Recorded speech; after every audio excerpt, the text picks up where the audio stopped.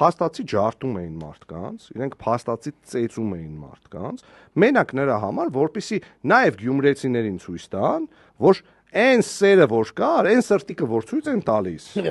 էլ այդ ձեզ չի վերաբերում։ Ձեզ չի վերաբերում։ Տես, փաստ է, որ ընտրությունների ժամանակ, երբ որ Նիկոլ Փաշինյանը եկավ,